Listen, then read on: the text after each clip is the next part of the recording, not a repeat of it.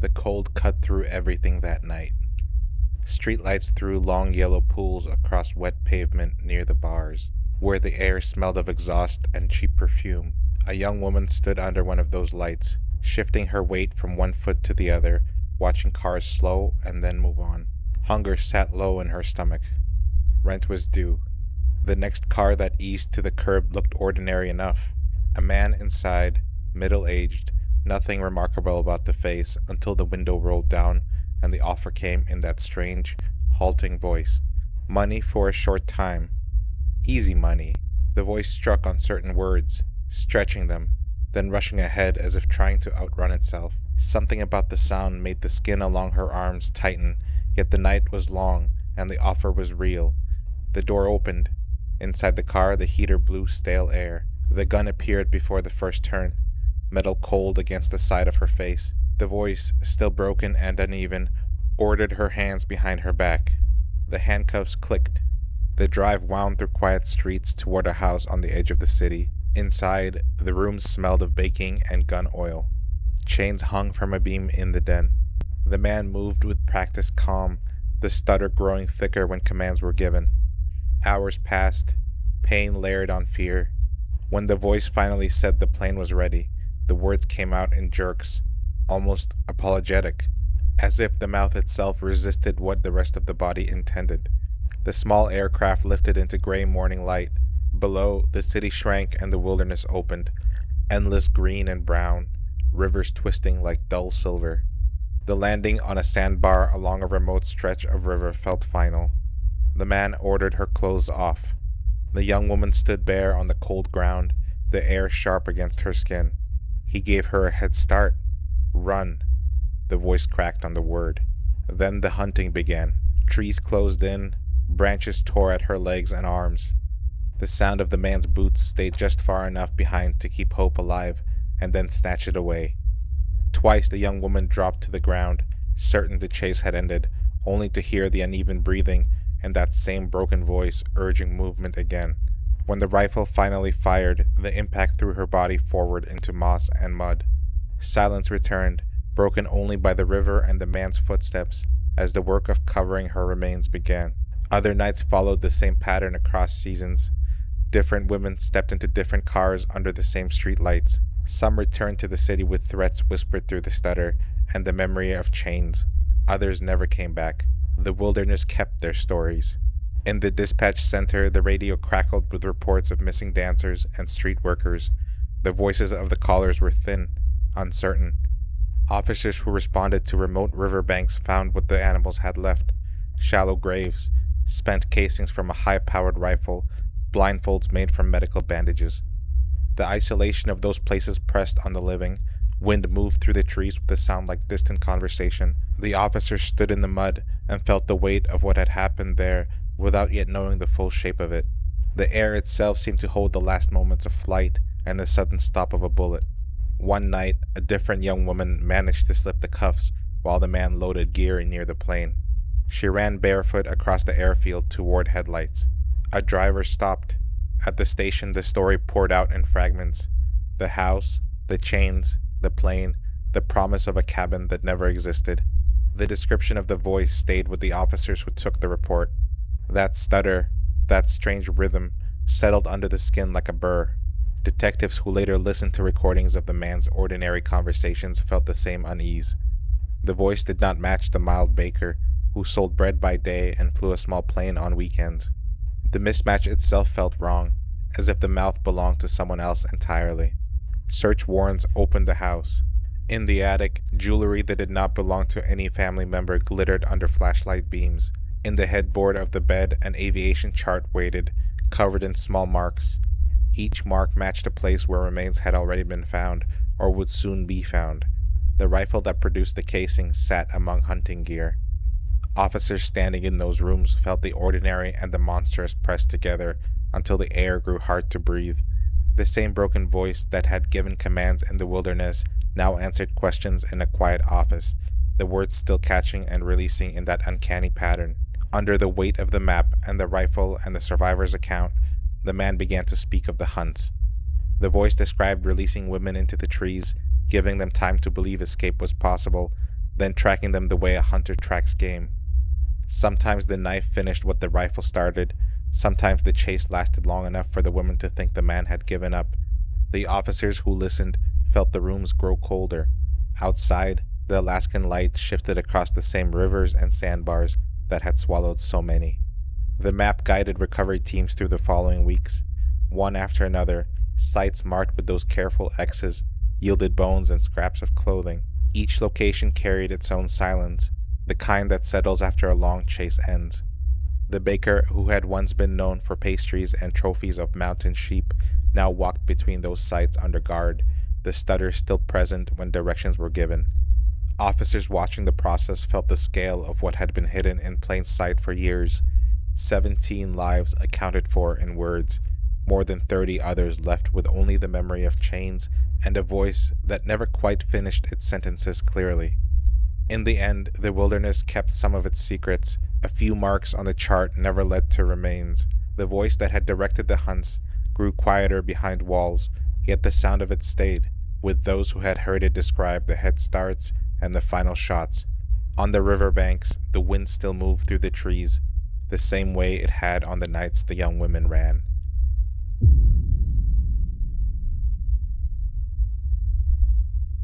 The late afternoon light over the river town settles into a thick gray haze.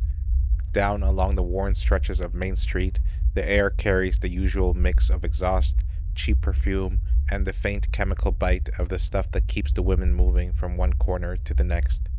One of these women stands near a boarded storefront, slight framed, dark hair pulled back, scanning the slow crawl of the traffic, the way a person scans for the next necessary thing. A large shape in a white car eases to the curb. The door opens. The woman climbs in. Inside the car, the air feels heavier. The large man drives without hurry, past the college gates, into a quiet block of older houses where the paint peels and the porches sag. The house waits at the end of the short drive, green siding dulled by years, windows that look inward more than out. The garage door rolls up, the car slides into the dim. The woman expects the usual transaction, the short exchange of money and bodies, then the ride back. Instead, his large hands close around her thin neck. Pressure builds fast. The woman's lungs burn. Her fingers dig for air that will not come. Her body twists. Heels scrape against the seat. Nails rake at the thick wrists. Darkness crowds the edges of her vision.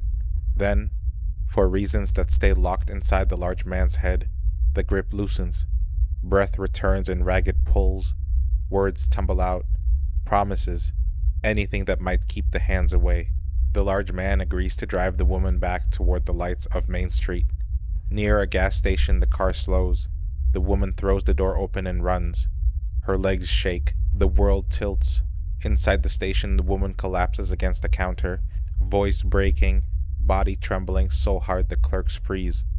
Outside, 2 detectives sit in an unmarked car, stacks of flyers on the seat between them, faces of women who had simply vanished from these same streets.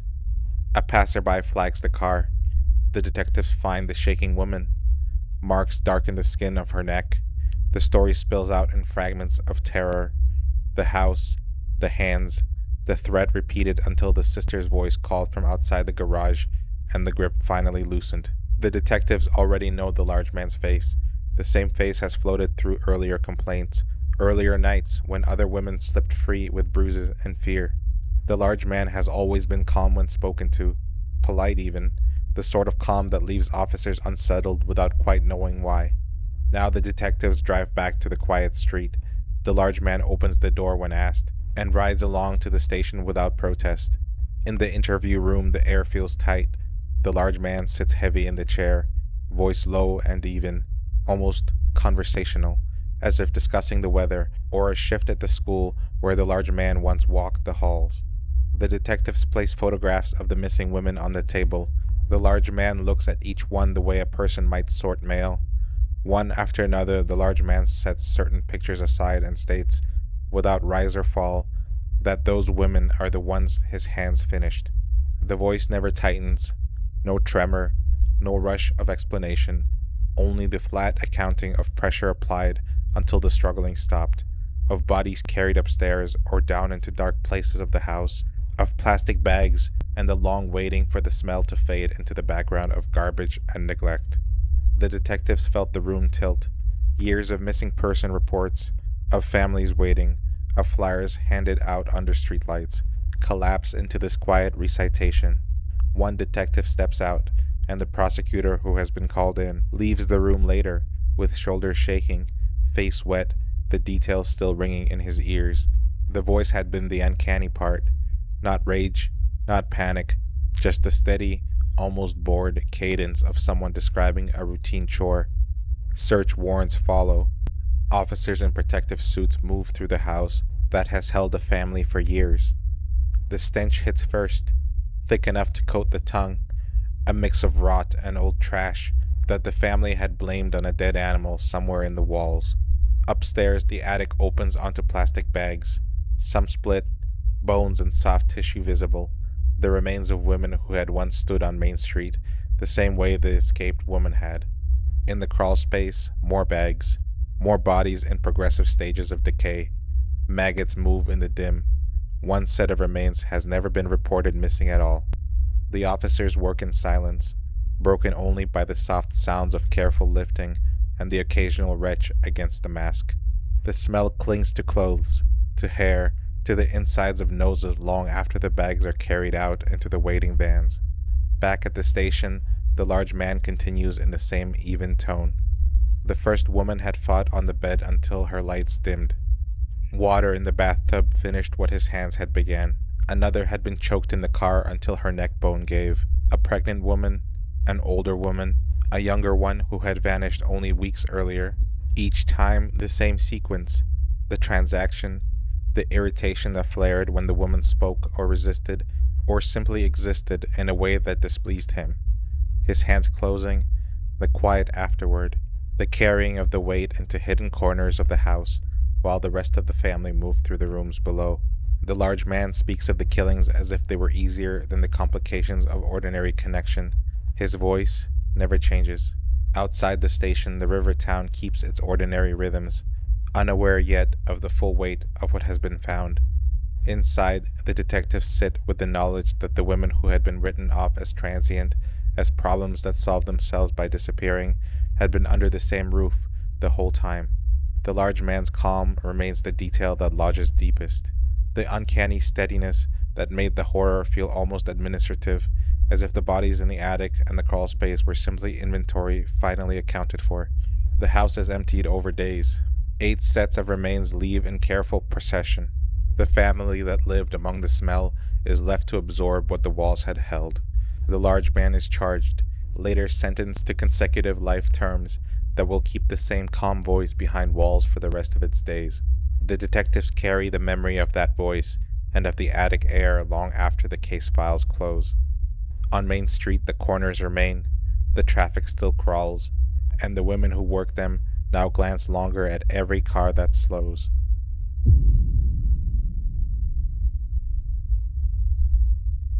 The young woman sat rigid in the passenger seat as the dirt road climbed higher into the pines. Dust coated the windows. The air grew thinner and colder with every mile. Her hands stayed folded in her lap because any sudden movement felt dangerous. The man driving spoke in a low, even tone about a wounded friend waiting up ahead who needed help right away. The story had sounded urgent over the phone.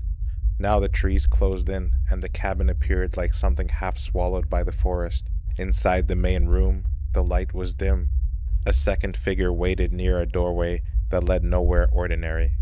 The young woman's pulse hammered when the first set of restraints closed around her wrists.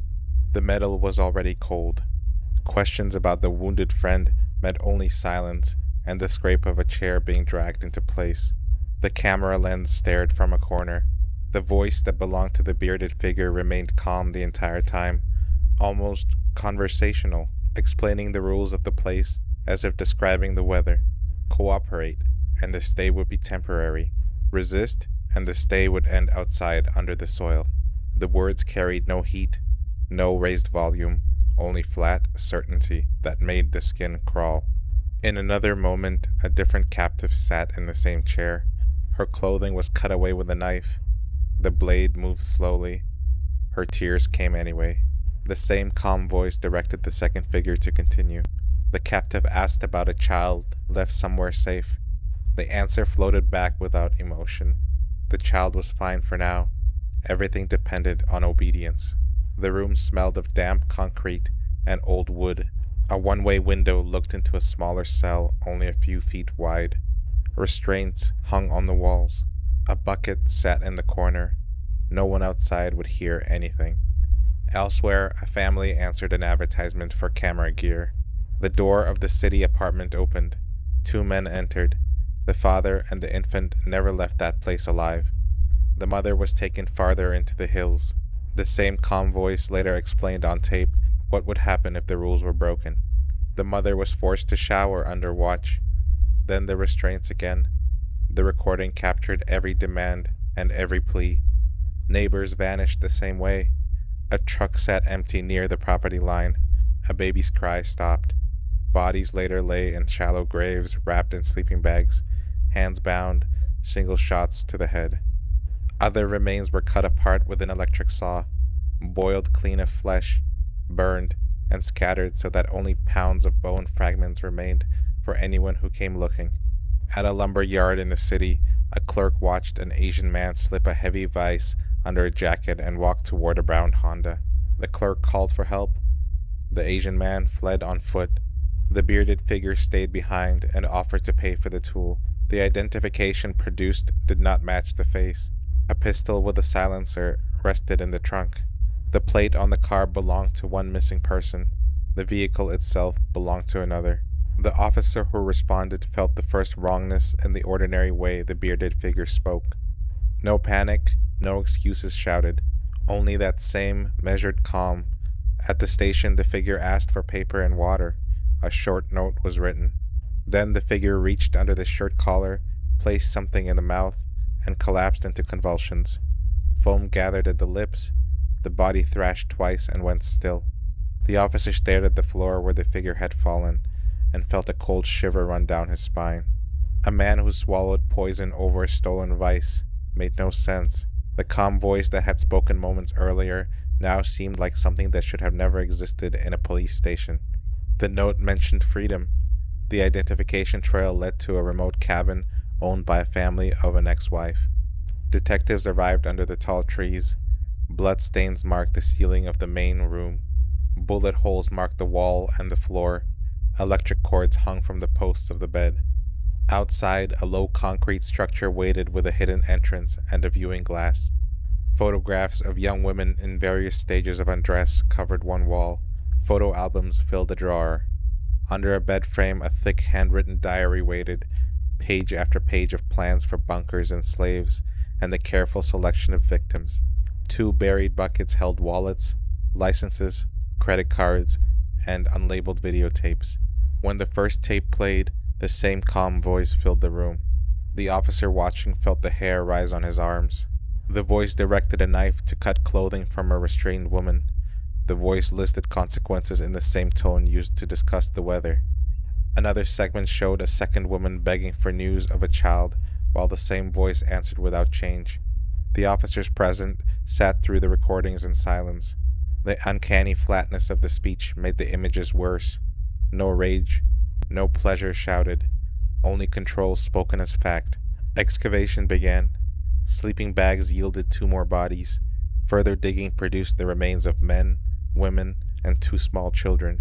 45 pounds of burned bone fragments filled evidence bags. An electric saw still carried traces of blood.